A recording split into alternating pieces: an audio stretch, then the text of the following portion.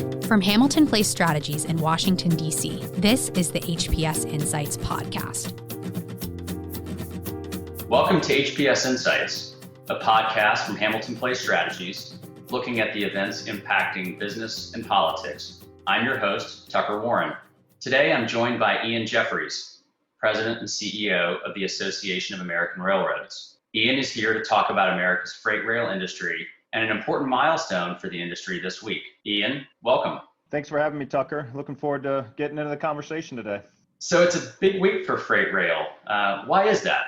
So today is the 40th anniversary of the Staggers Act, which, to put it, I suppose, in one sentence, partially deregulated the railroad from a crippling economic regulatory structure to one that allowed railroads to really start acting like other businesses and operating in markets, and unleashed, as of today, 40 years of a thriving industry that has invested colossal amounts back into its network, improved safety, improved service, improved efficiency, and really resulted in a freight rail system that is undeniably the envy of the rest of the world.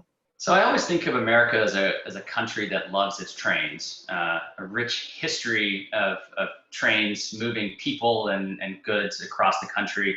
But why don't you give us an overview of the freight rail industry at large, how you think about it? Sure, and I would second your thinking of railroads being a part of the American spirit. I would say my dad was a train enthusiast. My grandfather was a train enthusiast. My great-grandfather actually worked for the Southern Railroad. So, to some extent, rail's been around my life and certainly part of my family history. But the rail industry that we have today it's coast to coast. It's a 140,000-mile network of privately owned freight railroads.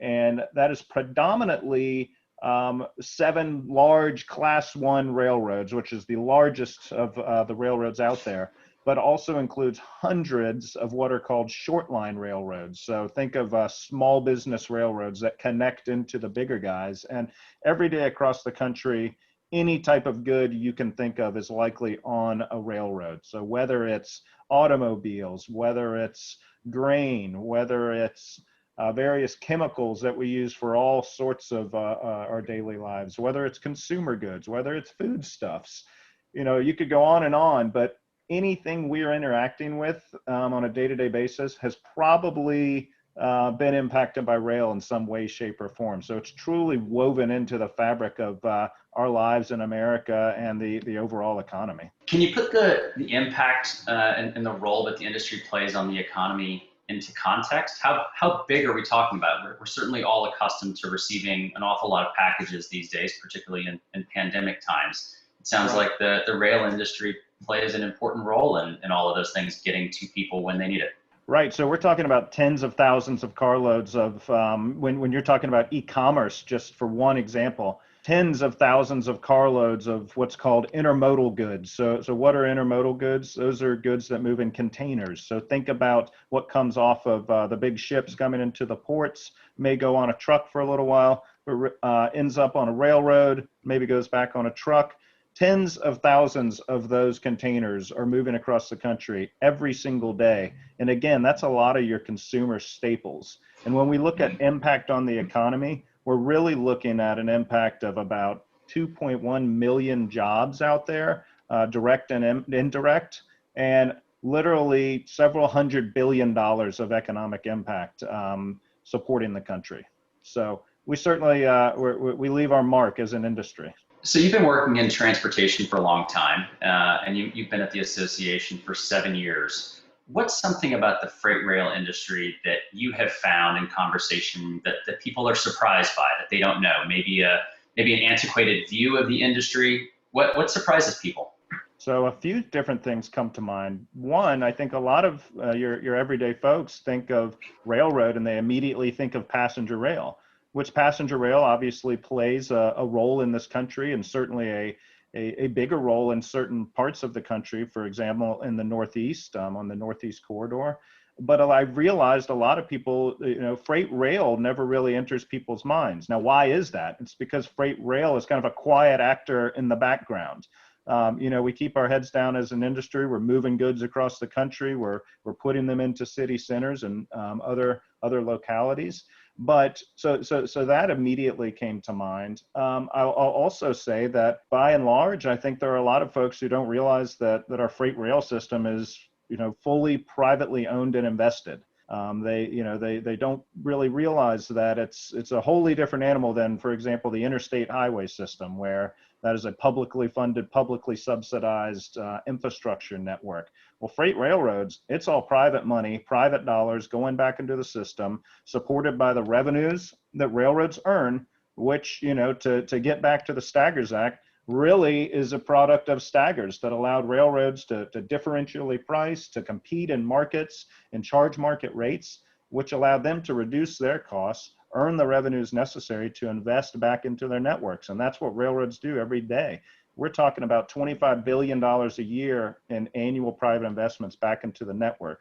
And that's something that really drew me to the industry and really makes me proud to work for the industry, is that we're largely self-sufficient.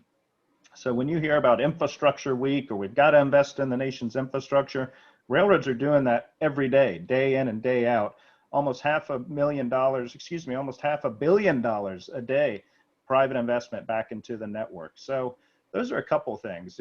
First, they don't think of freight automatically. And second, when we do talk about freight, that realization that, hey, we're doing this all on our own dime isn't necessarily apparent and prevalent. And I do everything I can day in and day out to make that known to everybody who will listen. So we're having this conversation on the 40th anniversary of the Staggers Act, but take us back 40 years ago. Why was Staggers necessary? What did the industry look like 40 plus years ago? If you take a snapshot of the industry prior to the implementation of Staggers, we're looking at a rail industry that was nearly 25% in bankruptcy, where this concept of a standing derailment, and that's exactly what it sounds like, a car or an engine standing on the tracks falls over because the track can't withstand the weight under it because it's in such a decrepit condition. That was something that was not outside of occurrence. And so why was this? Well, it was because the railroads had to operate under a federal regulatory structure where the government set the rates they could charge for various customers, required that they operate on routes whether they were profitable or viable or not, and really strangled the ability of the industry to rationalize itself and innovate.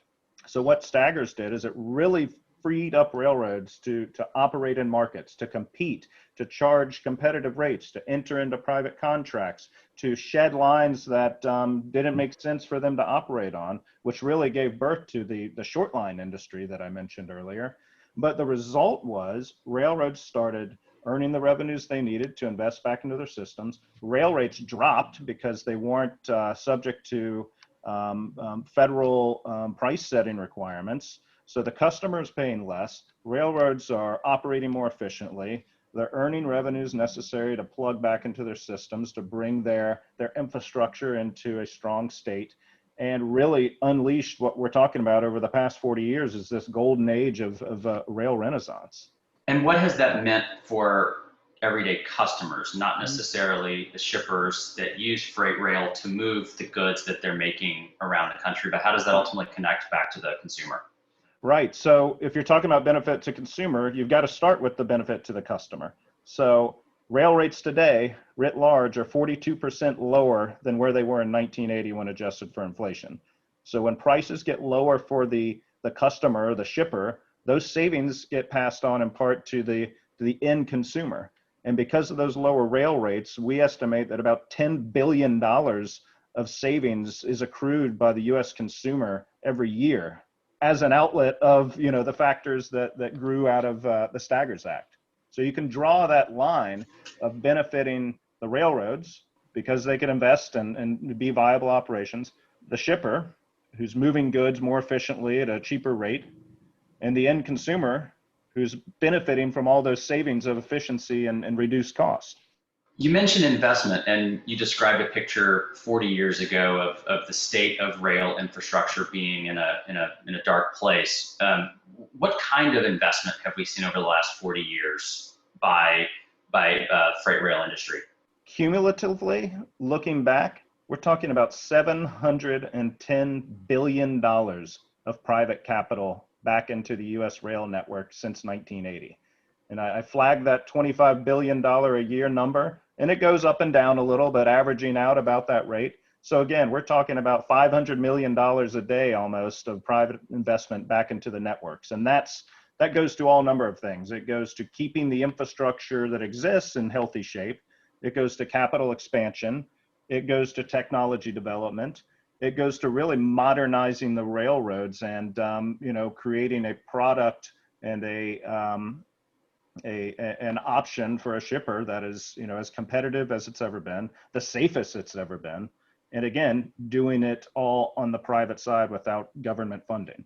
We're having this conversation in Washington, D.C., which of course means there are policymakers and regulators around us every day that we're all working with. What has the Staggers Act meant for the industry and how it works with regulators? You described an environment of kind of a deregulated environment, or an environment maybe that has a different kind of regulation. Right. Help us appreciate what that relationship now looks like in a way that was different 40 years ago. Sure. So people use the term deregulation when they talk about Staggers, but I noticed you caught yourself. It is a different regulatory environment. So Staggers certainly partially deregulated, but there is still a regulatory structure that governs how railroads can operate. And at a high level, it says, okay, where there's competitions, railroads compete and fight for market share and for customers. But where there is not sufficient competition, then there is a role for the federal government to step in and ensure that rates railroads charge are reasonable to their customers. And that's governed by an agency called the Surface Transportation Board. And so the board is responsible for adjudicating rate disputes, but we consistently, we being the rail industry, advocate to not only Congress, but to the Surface Transportation Board that at its core, it is critical that we adhere to this balanced economic regulatory structure that has allowed railroads to thrive so much. Because as you might imagine, there's an inherent tension between the customer and the service provider, railroads and their shippers. And there are disagreements from time to time about what the appropriate regulatory balance is. And there are some groups that consistently push to exact power over rail rate making outside of what the current regulatory structure allows. And so it's critical on the AAR and the rail industry to effectively advocate and demonstrate the value of the system we have and really showing what's at risk here. And I'm proud to say that Congress has consistently revalidated the structure in place, and the Surface Transportation Board, while it has and still does have a few concerning proposals in front of it, by and large, when they take a look at the facts and the data, they come down with an understanding that the system we have largely works today. It sounds like you might say that Staggers is in some ways a model of balanced, smart regulation that unleashes competition, but it doesn't completely remove regulators' hand from the wheel. Would you agree with that? And then what lessons can you draw from Staggers more broadly about economic regulation that could be applied to other industries? So not only might I say that, I do say that. So, that was very well put. It is amazing in this world of, kind of toxic partisanship that we're engulfed in these days. Staggers was a bipartisan piece of legislation. And it was, both sides coming together, recognizing that, there is a sweet spot of regulatory oversight that the federal government can play.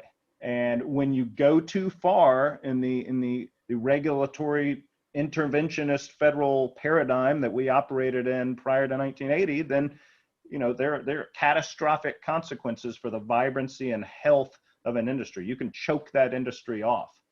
When you strike the right balance, which is, okay, let's let the market work, but if there are market failures, we need a regulatory backstop to ensure that that competition, is healthy, and that that anybody who feels that maybe they're being treated unfairly has an outlet for dispute resolution. So we've got that here, and it absolutely is a model piece of legislation that that can be applied across what I would say, other network industries. And let's remember, in the same period of time, we saw deregulation in the trucking industry, deregulation in the airline industry. So there was a theme in the late 70s, 1980s time period. And who would have ever thought Jimmy Carter was a great deregulator? But, it appears history shows that he was. Oftentimes when legislation has been around for 40 years, policymakers may find themselves wanting to tinker with it. It sounds like it's a pretty good model, but are there changes or revisions to Staggers that are being contemplated or have been recently contemplated that you're concerned about, or ones that you're excited about and think in fact are good evolutions of the Staggers Act? Well, as you mentioned, 40 years is a long time, and a lot of the folks working on Capitol Hill or working in agencies probably were not in those roles 40 years ago. So it's incumbent upon us to consistently re-educate and remind policymakers and regulators of the continued value and relevance of Staggers. I will say that, and I think I mentioned this earlier, that there have been efforts to take us backwards towards that pre-Staggers era on the legislative front, and every time Congress has wisely rejected such efforts. But the Surface Transportation Board, again, our economic regulator, was reauthorized through legislation in 2015, and in our opinion, was reauthorized in the proper fashion. The goals of the reauthorization were, let's figure out, if there are ways to make the agency work more efficiently, to make the rate case process work more efficiently for both sides. So there's always reason to take a look at how you're doing things. But the Staggers Act really revolves around one key point of enabling railroads to earn the revenues necessary to meet today's demands and demands into the future. And so as long as you're operating under that key critical policy point, then we should be in pretty good shape. When we start to stray from that or start to tinker too much, then you start to get yourself in trouble. But fortunately, logic and data-driven minds have prevailed here over the past 40 years. I want to talk a little bit about the future of the freight rail industry. What are the biggest challenges for the industry as you see them in the coming years? Well, I always say that today's railroad is not your grandfather's railroad, and tomorrow's railroad is certainly not today's railroad. So railroads continue to evolve over time, as any healthy industry does. We've gone from steam locomotives with 5 crew members on board to today's diesel low emission locomotives that have 2 crew members on board. And as I said, we're in the safest era of railroading, and that's due to not only sustained investment, but it's due to strong safety cultures. It's due to deployment of technologies that allow us to do better detections and awareness of the health of our systems. And so I only see that continuing to evolve down the line. Railroads will continue to deploy technology to take safety to higher and higher heights, and with that, take efficiencies to higher and higher heights, which will only make them more competitive. I would add that there's a lot of time, a lot of energy going into addressing environmental concerns and other macro level concerns right now, and railroads have the opportunity to play a huge part of the solution. So when you're pulling trucks off the road, you're pulling traffic off the road onto the railroads, you're instantly reducing emissions, you're instantly reducing congestion, you're instantly reducing wear and tear on the nation's highway system.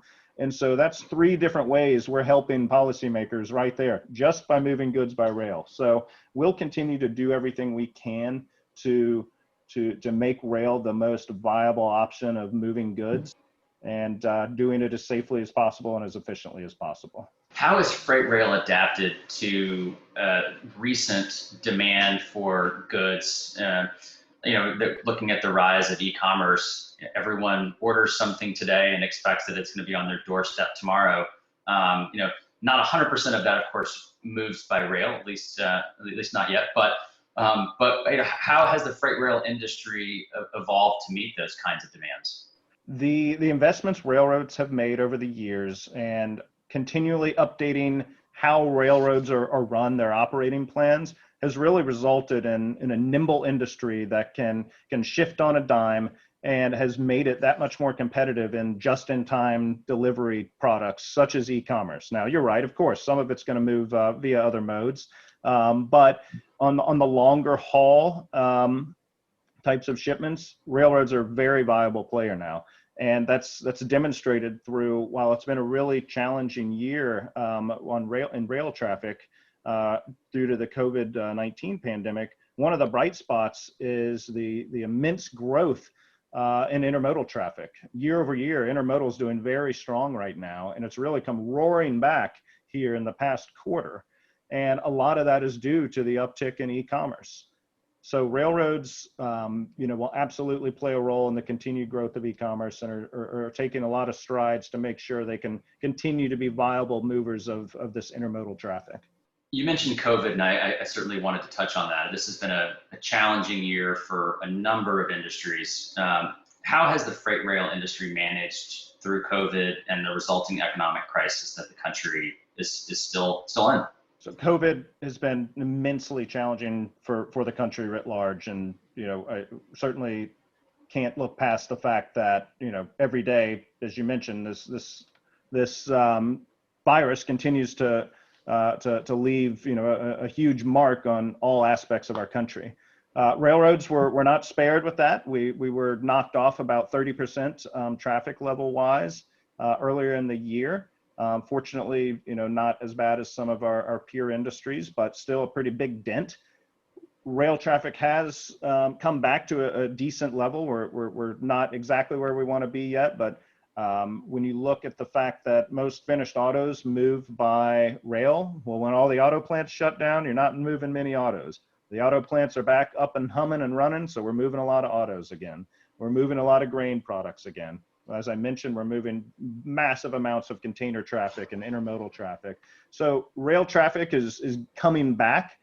But I will tell you, one of the things that makes me most proud is that rail did not need to go to Capitol Hill looking for any sort of direct bailout or funding.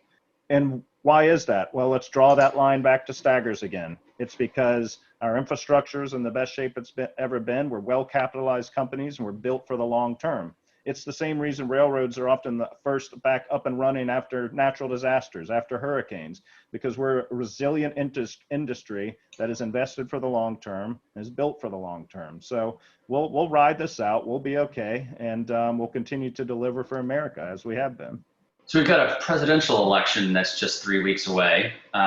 Without getting into the details of either candidate's plans for infrastructure investment, we don't have enough time for that. But more generally, as you think about 2021 and beyond, what has you the most excited about the future of the industry?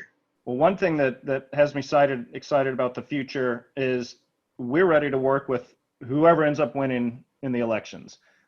Railroads are generally a fairly bipartisan industry. We've got a lot of friends on both sides of the aisle, and certainly a lot of issues we agree upon with folks on both sides of the aisle. We also have challenges, policy challenges, like any industry does. So I'm optimistic that I know we're prepared to work with whomever is in the White House or whoever is controlling either house of Congress. We've got a demonstrated track record of doing that, and we'll continue to do that moving forward. When we look at the more micro level policy side of things, both sides have indicated an interest to do some infrastructure legislation.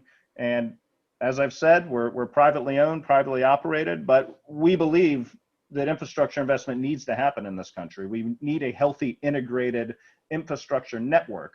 We can debate over how we think that should be funded. As I've mentioned, railroads are privately funded. Mentioned that a few times during our conversation. So we believe, for example, the highway system needs to be funded by a user-pays system as it originally was envisioned. We've gotten a bit away from that.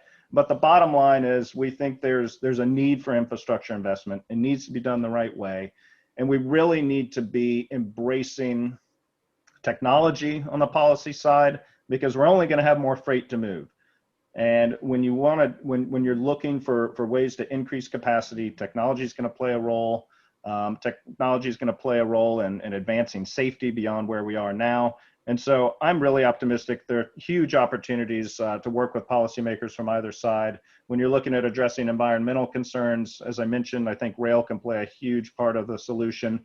So I feel like we have a lot to offer policymakers on a lot of different issues, regardless of what your ideology is. And so I look forward to working with whomever we have the opportunity to work with. Okay, that'll do it for this episode. Thanks for tuning in to another episode of HPS Insights. A special thanks to our guest today, AAR's Ian Jefferies. You can learn more about the freight rail industry at www.aar.org,